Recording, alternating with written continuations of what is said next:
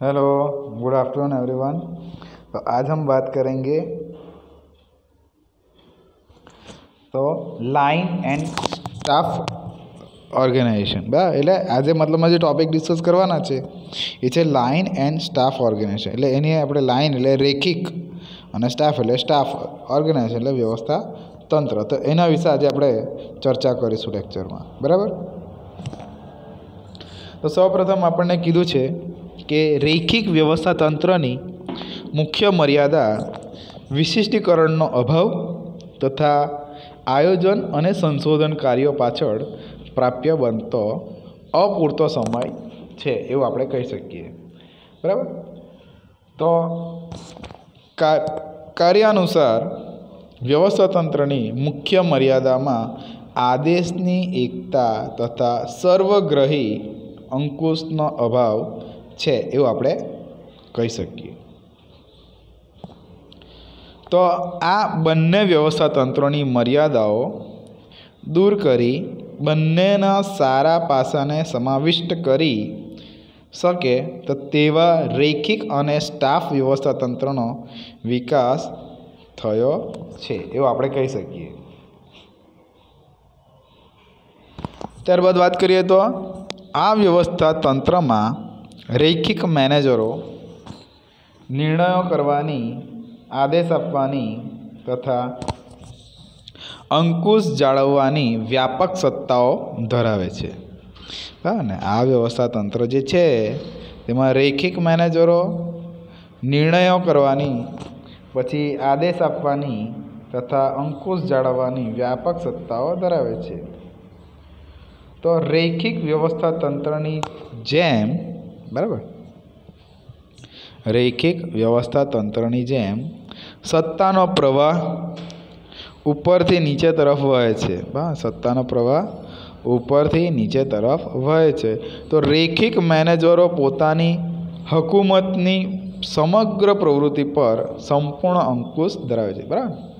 જે રૈખિક એટલે લાઇન મેનેજરો, બરાબર છે ને, લાઇન, બરાબર છે। રૈખિક એટલે લાઇન આપણે કહી શકીએ। તે પોતાના હુકમથી મતલબમાં સમગ્ર જે એક્ટિવિટી છે તેના ઉપર કંટ્રોલ એ લોકોનો હોય એવું આપણે કહી શકીએ। તો વધારામાં તેઓને વિશિષ્ટ કાર્યોમાં સહાયરૂપ થવા સ્ટાફ નિષ્ણાતોની વ્યવસ્થા કરવામાં આવે છે। ભાઈ જે કંઈ કામ કરતા હોય છે એને મતલબમાં એક ટીમ લીડર બનીને એનો મતલબમાં સ્ટાફ હોય તો એ કામ સરળતાથી એ કરી શકે, બરાબર છે ને।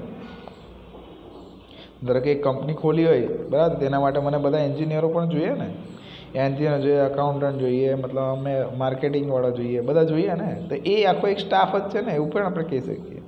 તો વધારામાં તેઓને વિશિષ્ટ કાર્યમાં સહાયરૂપ થવા સ્ટાફ નિષ્ણાતોની વ્યવસ્થા કરવામાં આવે। તો રૈખિક મેનેજરો સંપૂર્ણ સત્તા ધરાવે છે, તો જ્યારે જુદા જુદા વિશિષ્ટ કાર્યો માટે નિમાયેલા સ્ટાફ નિષ્ણાતો રૈખિક મેનેજરોના સલાહ સૂચનનું આપવાનું કાર્ય કરે છે, બરાબર। તો હવે રૈખિક મેનેજરો જે છે તે સર્વજ્ઞ તથા જર્નલિસ્ટ છે, બરાબર। એટલે એ લોકોને બધી જ વસ્તુ ખબર હોય કે ભાઈ મટીરિયલ કેટલાનું આવશે, બરાબર, પ્રોડક્ટ બનશે કેટલામાં વેચાશે, કેવી રીતે બનશે, બધું એટલે જનરલ બધી વસ્તુ એને ખ્યાલ હોય એવું આપણે કહી શકીએ। તો જ્યારે સ્ટાફ નિષ્ણાતો એટલે કે સ્પેશિયાલિસ્ટ હોય, બરાબર છે ને। રૈખિક મેનેજર એટલે કે જનરલ બધું ખબર હોય તે, અને સ્ટાફ એટલે કોઈ સ્ટાફ ડિઝાઇન ડિપાર્ટમેન્ટ છે, પ્રોડક્શન ડિપાર્ટમેન્ટ કે સ્પેશિયાલિસ્ટ છે એવું આપણે કહી શકીએ। તો જર્નલિસ્ટ એટલે અમર્યાદા પ્રવૃત્તિઓના છીછરા અભ્યાસુ અને વિશિષ્ટજ્ઞ તથા સ્પેશિયાલિસ્ટ એટલે કે મર્યાદિત પ્રવૃત્તિના ઊંડા અભ્યાસુ, બરાબર છે, એવું આપણે કહી શકીએ। તો બધા જ રૈખિક મેનેજરો માટે આવશ્યક બનતા એવા સર્વસામાન્ય કાર્યો જે સંશોધન, જ્ઞાન કે વિશેષ અભ્યાસ માંગી લેતા હોય તો તેવા કાર્યોને જુદા પાડીને અલગ રીતે સ્ટાફ નિષ્ણાતોની નિમણૂક કરવામાં આવે છે, બરાબર છે। અહીંયા વસ્તુ આપણને કીધેલી છે, જેમ કે રિસર્ચ અને વિકાસ, બરાબર, એટલે રિસર્ચ એન્ડ ડેવલપમેન્ટ એવું આપણે કહી શકીએ, R&D, બરાબર। મેં તમને કીધું ને ડિઝાઇન ડિપાર્ટમેન્ટ ને પ્રોડક્શન ડિપાર્ટમેન્ટ ને મેન્ટેનન્સ ડિપાર્ટમેન્ટ એની વાત કરીએ તે જ વસ્તુ આવી ને। તો ગુણવત્તા અંકુશ, પછી કાયદાકીય સલાહ વગેરે આ ઉપરાંત સર્વસામાન્ય સેવા સંબંધી કાર્યો માટે પણ સ્ટાફ સલાહકારોની બરાબર છે ને, સેવા લેવામાં આવે છે. જેમ કે કર્મચારી વિભાગ છે, બરાબર છે, રિપેર અને મેન્ટેનન્સ છે, પછી ખરીદી વિભાગ છે, બરાબર છે, પછી પાવર હાઉસ છે, વગેરે આપણે કહી શકીએ ને. તો રેખિક અને વિશિષ્ટ વ્યવસ્થા તંત્રનું સ્વરૂપ નીચેની આકૃતિમાં દર્શાવ્યું છે. બરાબર, તો એક આમાં બતાવેલું કે રેખિક એટલે કે મતલબમાં ડોટેડ લાઇનવાળું બતાવેલું છે, સોરી ફૂલ લાઇનવાળું બતાવેલું છે રેખિક મેનેજર, અને સ્ટાફ નિષ્ણાંત હોય તે ડોટેડ લાઇનથી બતાવેલું છે. તો એક આખું સંચાલન મંડળ છે, બરાબર ને, એક આખું સંચાલન મંડળ છે. તેની અંદર આપણને આપણે છે કે ઉત્પાદક એટલે કે ઉત્પાદન સંચાલન એટલે પ્રોડક્શનનું જે જોતું હોય તે, પછી વેચાણ સંચાલન એટલે મતલબમાં જે સેલર જે છે મતલબમાં હા ને વેચવાવાળો તે, પછી નાણાં સંચાલક, બરાબર છે, એ જ રીતે કર્મચારી સંચાલક. તો આ બધા કેવા છે? રેખિક મેનેજરો છે, બરાબર. જ્યારે સામાન્ય સંચાલન હોય, બરાબર છે, જનરલ વસ્તુ હોય તો તે મતલબમાં એના માટે પેલું હોય, બરાબર છે. એ જ રીતે મતલબમાં ખરીદી છે, કાનૂની સલાહકાર છે, સંશોધન છે, તો તેના માટે આપણે કહી શકીએ. ખ્યાલ આવે? તો એ જ રીતે મતલબમાં આ રેખિક મેનેજરોને સ્ટાફ, બરાબર, એટલે લાઇન એન્ડ સ્ટાફની જે વાત કરી ઓર્ગેનાઇઝેશનની, તે આના ઉપરથી આપણને જોઈ શકાય છે, બરાબર. તો હવે એના લાભ શું છે? લાઇન એન્ડ સ્ટાફ ઓર્ગેનાઇઝેશન છે, બરાબર, તો તેના લાભો શું છે તેની વાર્તા કરીએ આપણે.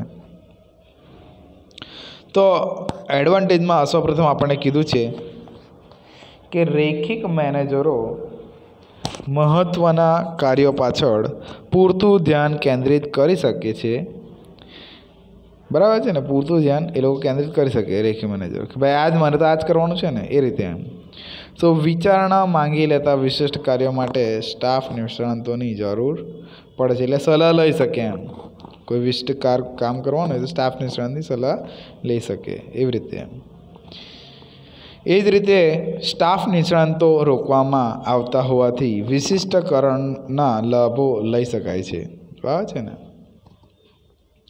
એ જ રીતે રેખિક મેનેજરોને નિર્ણયની સત્તા હોવાથી હુકમોની એક વાક્ય એટલે જાળવી શકાય છે, બરાબર. રેખિક મેનેજરોની નિર્ણયની સત્તા હોવાથી હુકમોની એક વાક્ય એટલે કે યુનિટી ઓફ કમાન્ડ જાળવી શકાય છે.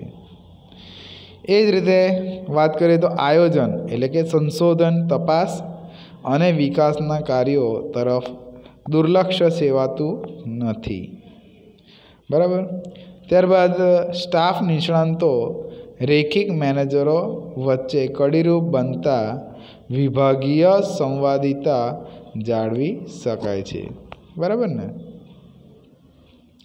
એ જ રીતે વહીવટી માળખું વધુ પરિવર્તનશીલ બને છે, તો બદલાતા સંજોગો પ્રમાણે માળખામાં જરૂરી ફેરફારો કરીને સ્થિતિસ્થાપકતા જાળવી શકાય છે, બરાબર ને.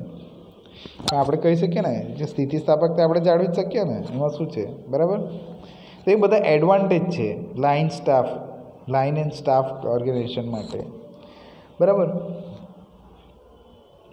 ત્યારબાદ કીધું છે કે માત્ર રેખિક વ્યવસ્થા તંત્રમાં જોવા મળતું સત્તાનું વધુ પડતું કેન્દ્રીકરણ અહીં જોવા મળતું નથી, હે ને. ખાલી મતલબમાં લાઇન ઓર્ગેનાઇઝેશન જ હોય એવું આપણે નહીં કહી શકીએ, બરાબર છે ને. એટલે માત્ર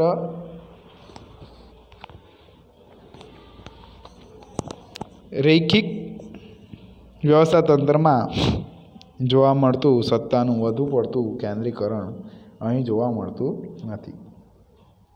એટલે સ્ટાફ નિષ્ણાંતોના અસ્તિત્વને કારણે રેખિક મેનેજર પર અમુક બંધનો આવી જાય છે.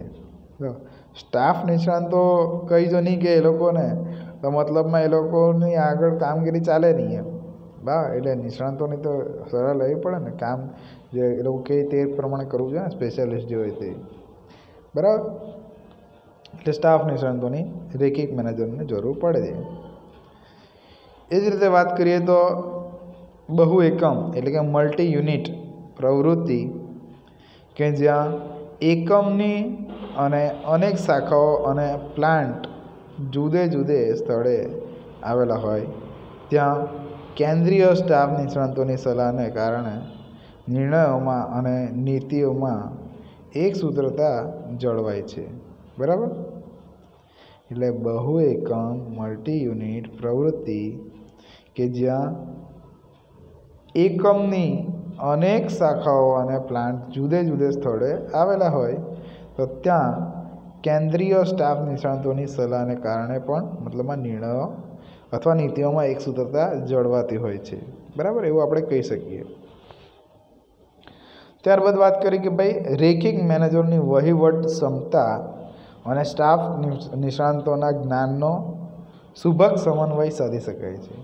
બરાબર, એટલે પેલો લાઇન અને સ્ટાફ બંને મતલબમાં જે છે એ સાથે ચાલતો હોય, એ બંને ઓર્ગેનાઇઝ થતું હોય સાથે, તો એ સારામાં સારું આઉટપુટ આપણને મળી શકે. એટલે એનો સમન્વય સાધી શકાય એવું આપણે કહી શકીએ.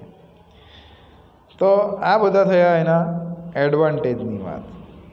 તો હવે વાત કરીએ આપણે એના ડિસએડવાન્ટેજની વાત કરીએ. તો રેખિક મેનેજરો ચીલાચાલુ અને પ્રણાલીગત કાર્ય પદ્ધતિથી ટેવાયેલા હોય છે. બરાબર ને? જ્યારે સ્ટાફ નિષ્ણાતો સંશોધન પર આધારિત પ્રગતિશીલ કાર્ય વ્યવસ્થામાં માનતા હોય છે. બરાબર. તો બીજું આપણે કીધું કે સ્ટાફ નિષ્ણાતોનો દરજ્જો માત્ર સલાહકારનો છે, જ્યારે અંતિમ નિર્ણય લેવાની સત્તા રેખિક મેનેજરોની પાસે હોય છે.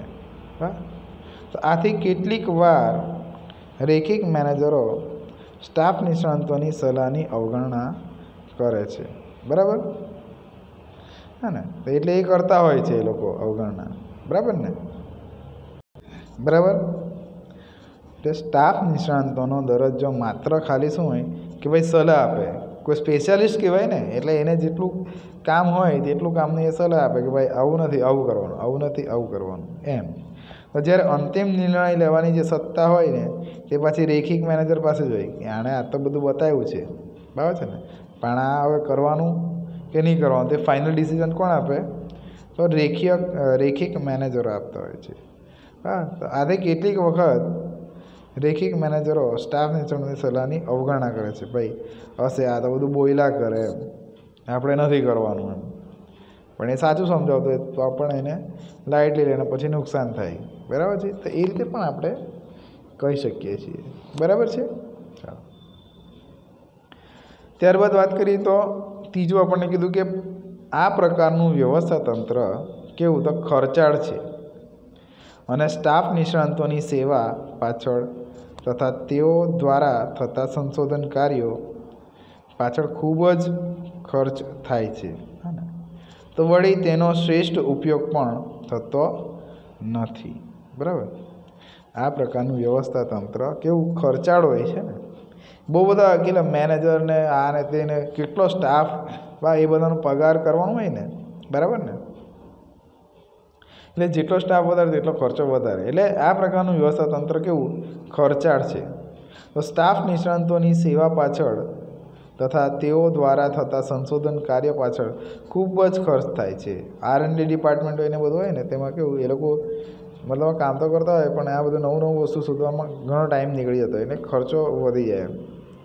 તો વળી તેનો શ્રેષ્ઠ ઉપયોગ પણ થતો નથી. પછી જે શોધી કાઢ્યું હોય ને કર્યું હોય તેનો પાછો મેક્સિમમ યુઝ થવો જોઈએ ને તે થતો નથી.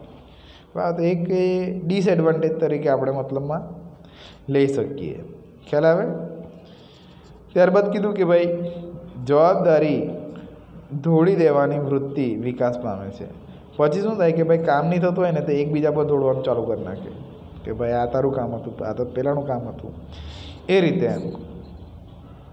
એટલે જવાબદારી ધોળી દેવાની વૃત્તિ પછી વિકાસ પામે. બરાબર. રેખિક મેનેજરો નિષ્ફળતા માટે વેદિયા સ્ટાફ નિષ્ણાતોને કારણભૂત ગણે છે. બરાબર. જે મતલબમાં સ્પેશિયાલિસ્ટ રાખેલા છે એ લોકો બરાબર કામ નથી કરતા એવું આપણે કહી શકીએ. તો તેનું એ લોકો કારણ આપી શકે કે ભાઈ આના લીધે આવું થયું એમ. તો જ્યારે સફળતા માટે પોતાની વહીવટી કોને બિરદાવે છે ને પાછું કંઈ સફળ થઈ જાય બરાબર છે ને, કે સક્સેસ મળી જાય તો એ પાછો તે નિષ્ણાતની વાહવા પણ નથી કરતો, એ પોતાનું ક્રેડિટ લે, બરાબર. તો એવું પણ આપણે કહી શકીએ અને આપણે જોયું જ છે વસ્તુ, બરાબર.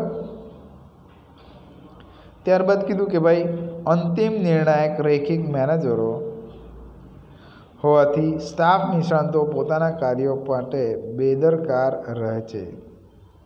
અંતિમ નિર્ણાયક જે છે ને તે રૈખિક મેનેજરો હોવાથી, બરાબર. હવે ધારો કે હું એકદમ સ્પેશિયાલિસ્ટ છું ને મારી ઉપર કોઈ છે, પણ હું ગમે એટલું સારું કામ આવું, પેલો માણસને કંઈ આવડતું નહીં હોય જે રૈખિક મેનેજરમાં આવે, તો તે મારી જે સંશોધન જે કરું તેની કદર નહીં કરતો હોય, તો તેની બેદરકારીના લીધે ઘણું નુકસાન થતું હોય, બરાબર. તો એટલે એ જ રીતે કે સ્ટાફ નિષ્ણાતો માટે પોતાના કાર્યો માટે એ બેદરકાર રહે છે, બરાબર. તો વળી રૈખિક મેનેજરો તેમની અવહેલના મતલબમાં કરતા હોવાથી તેઓના કાર્યોત્સાહ ખૂબ જ નીચો પડી જાય છે. તે ડિમોરલાઇઝ કરી નાખે આખું, એમ સારું જ કામ કરતા હોય તો પણ એ લોકો ડિમોરલાઇઝ કરી નાખે, બરાબર.